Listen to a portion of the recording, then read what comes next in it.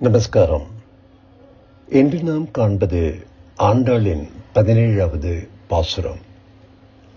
அம்பரமே தண்ணீரே சோரே ஆரம் செய்யும் எம்பெருமான் நந்த கோபாலா எழுந்திராய். கொம்பனார்க்கெல்லாம் கொழுந்தே குலவிளக்கே எம்பெருமாட்டி யசோதாய் அறிவுராய். அம்பரம் ஊடறுத்து ஓங்கி உலகளந்த உம்பர்கோமானே உறங்காதெழுந்திராய். செம்பொற்கழலடி செல்வா பலதேவா உம்பியும் நீயும் உறங்கேலோரெம்பாவாய்.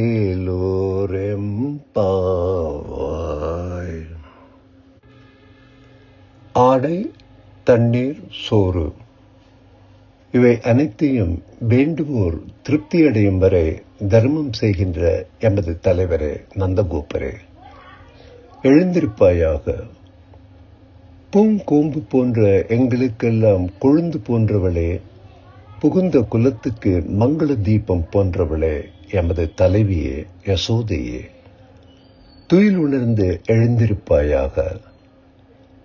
ஆகாயமெல்லாம் இடம்பெற செய்து ஓங்கி உலகங்களை அளந்து கொண்ட தேவாதி தேவனே, உறங்காமல் எழுந்திருப்பாயாக. செம்பொன்னால் செய்த வீர கழல் விளங்கும் திருவடிகளை உடைய செல்வனாகிய பலதேவா, உன் தம்பி கண்ணனும் நீயும் உறங்காமல் எழுந்திருக்க பிரார்த்தித்துக் கொள்கிறோம் என்கிறார்கள்.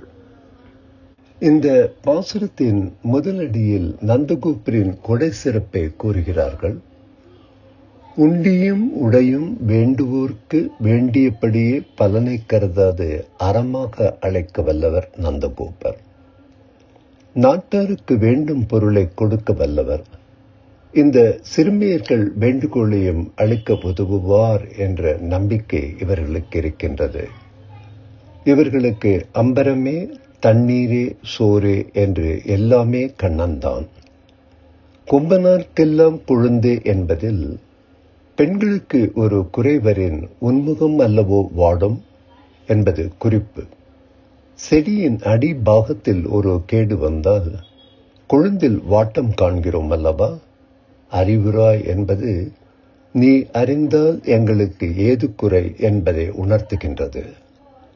ஆகாயம் எங்கும் ஊடறுத்து விம்மி இரட்சகத்துவமே விளை நீராக வளர்ந்து விட்டானாம்.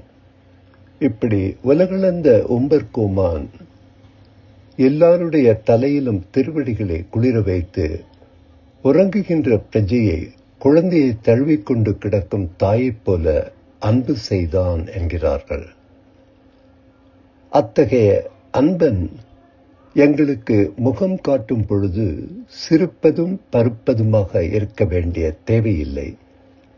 இருந்தபடியே ஸ்லூபமாக திருவடிகளை காட்டலாம் என்கிறார்கள் ஆய்ச்சியர்கள். செம்பொற்கழலடி செல்வா, கிருஷ்ணன் பின்னே பிறக்க பொற்கால் பொலியவிட்டு பிறந்த சீமானே என்பது 6000 படி அருளிச் செயல். லக்ஷ்மணன் ராமனுக்கு பின் பிறந்து கைங்கரியம் செய்தது போல பலதேவன் கண்ணனுக்கு முன் பிறந்து கைங்கரியம் செய்யலானான். இத்தகைய கைங்கரிய செல்வம் பெற்றதால் பலதேவனை செல்வா என்று அழைக்கிறார்கள். ஆச்சாரியனை பற்றி கொண்டு திருமந்திரத்தின் பொருளை உணர்ந்து இறைவனுக்கு அந்தரங்கமானவர்களை முன்னிட்டு இறைவனை துயில் உணர்த்துதல் இந்த பாசுரத்தின் உள்ளுரை. அம்பரம் என்பது ஆத்மா பெற வேண்டிய இறைவனுடைய முகமலர்ச்சி. இதை வளர்க்க வல்ல மனநிலை தண்ணீர், சோறு, கைங்கரியம். இம்மூன்றையும் அளிக்கும் நந்தகோபனே ஆச்சாரியனாகிறார். கொம்பனார்க்கெல்லாம் கொழுந்தும் குலவிளக்கும் தலைவியும் ஆகிய யசோதையை துயில் உணர்த்துதல் தாயாகிய திருமந்திரத்தின் பொருளை உணர்ந்து கொள்வதற்கு ஒரு அறிகுறி. பலதேவனை முன்னிட்டு கண்ணனை எழுப்புவது பகவானுக்கு அந்தரங்கமாக இருப்பவர்களை முன்னிட்டு பகவானை உணர்த்துவதற்கு ஒரு எடுத்துக்காட்டு. சம்சாரிகள் உறக்கம் தீர்க்க அவதரித்த நீ உறங்காது ஒழிய வேணும் என்பது உம்பர் கோமானே உறங்காது எழுந்திராய் என்பதன் உட்கருத்து. இந்த 17வது பாசுரத்தில் அம்பரமே தண்ணீரே என்று ஆரம்பிக்கும் இந்த பாசுரத்தில் முந்தைய பாசுரத்தில் நைச்சியமாகவும் கெஞ்சல் தோனியில் நயமாகவும் அந்த கோபியர்கள் பேசியதற்கு பலன் கிடைத்தது. கதவை திறந்த காவலரின் அனுமதியுடன் உள்ளே நுழைந்து உறங்கும் நந்தகோபனை எழுப்பி அருகில் உறங்கும் யசோதையையும் எழுப்பி மிகுந்த சந்தோஷத்துடன் கண்ணனையும் எழுப்பி அவன் செய்கை காட்ட பலராமனையும் எழுப்பும் அருமையான பாசுரம் இது. வேதம் கற்றவர்கள் மூலம் வைகுந்தத்தில் இருக்கும் விண்ணவர்களையும் எம்பெருமானின் திருப்பாதத்தையும் சேவிக்க வேண்டும் என்று சொல்வார்கள். அந்த வகையில் 6 முதல் 15வது பாசுரம் வரை துயிலெழுப்பப்பட்ட கோபியர்கள் வேதம் கற்றவர்களைப் போன்றவர்களாம். பின்னர் நந்தகோபன், யசோதை, பலராமன் ஆகியோர்கள் எல்லாம் வைகுந்தத்தில் இருப்பவர்களுக்கு ஒப்பானவர்களாம், விண்ணவர்கள். நம் கண்ணன் எம்பெருமான் தானே. அம்பரமே தண்ணீரே சோரே அறம் செய்யும் எம்பெருமான் நந்தகோபாலா எழுந்திராய். இந்த பாசுரத்தில் அம்பரம் என்பது 2 முறை பயன்படுத்தப்பட்டிருக்கின்றது.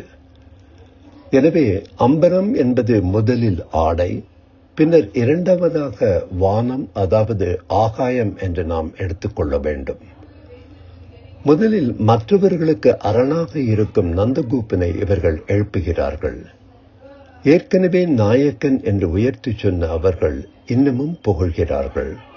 உடைகள், தண்ணீர், உணவு எல்லாம் தாராளமாக கொடுக்கின்றவர்.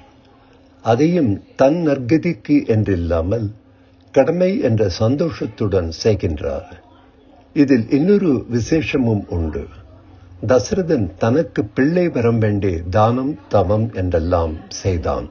ஆனால் நந்தகோபனோ தனக்கு என்று இல்லாமல் பிள்ளை நன்றாக இருக்க வேண்டும். உண்மையில் அது அவனுடைய பிள்ளையும் இல்லை. இது நன்றாக இருக்க வேண்டும் என்பதற்காகவே தான் தானம், தவம் எல்லாம் செய்கின்றான். கோபியர்கள் நந்தகோபனிடம் ஆடைகள், தண்ணீர், உணவு என்ற 3 பொருள்களும் எங்களுக்கு வேண்டாம், ஒரே ஒரு பொருள்தான், அதாவது கண்ணன் மட்டுமே தந்தால் போதும், வேறு எந்த பொருளையும் விட உயர்ந்த பொருள் அவனே, அந்த கண்ணனே எங்களுக்கு உண்ணும் உணவு, தாகம் தீர்க்கும் நீர் என்று கேட்கிறார்கள். எம்பெருமான் கண்ணனுக்கும் தந்தையாக இருப்பவன் நந்தகோபன். எனவே அவனையும் எம்பெருமான் என்று அழைக்கின்றார்கள். கொம்பனார்க்கெல்லாம் கொழுந்தே குலவிளக்கே எம்பெருமாட்டி யசோதாய் அறிவுராய். நியதிப்படி யசோதிதான் முதலில் எழுந்திருக்க வேண்டும், எழுப்பப்பட வேண்டும். ஆனால் முதல் கட்டிலில் முதலில் நந்தகோபன் அல்லவா உறங்குகிறார். அதனால் பின்னர் எழுப்பப்படுகிறாள். குலக்கொழுந்தான யசோதை பூங்குழுந்து போன்ற ஆய பெண்களுக்கெல்லாம் தலைவி.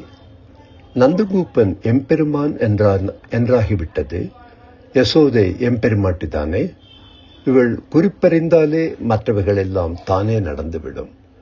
மேலும் நிலை கொள்ளாத சந்தோஷத்தாலும் அளவு கடந்த ஆர்வத்தாலும் முதலில் பலராமனை எழுப்பாமல் கண்ணனை எழுப்பிவிடுகிறார்கள். அதனால் கண்ணன் குறிப்பால் பலராமன் கோபமடையலாம் என்று உணர்ந்து பலராமனையும் எழுப்புகிறார்கள். அம்பரம் ஊடறுத்து ஓங்கி உலகளந்த உம்பர் கோமானே உறங்காது எழுந்திராய். கண்ணனைப் போலவே சிறிய வடிவம் என்பதால் ஆண்டாளுக்கு வாமனாவதாரத்தையும் பிடிக்கும். வாமனின் முதலடி பூமியையும் 2வது அடி வானுலகையும் அளந்தது.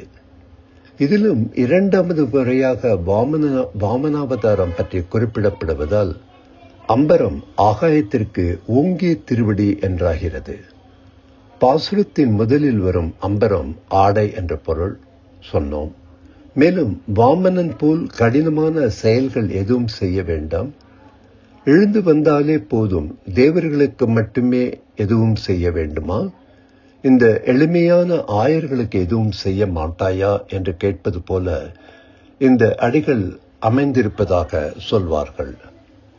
செம்பர் கழலடி செல்வா பலதேவா, உம்பியும் நீயும் உறங்கேலோர் எம்பாவாய். இப்போது கண்ணன் நினைவூட்டியதால் பலராமனை எழுப்புகிறார்கள். பலராமன் கோபக்காரன் என்று அவர்கள் உணர்கிறார்கள்.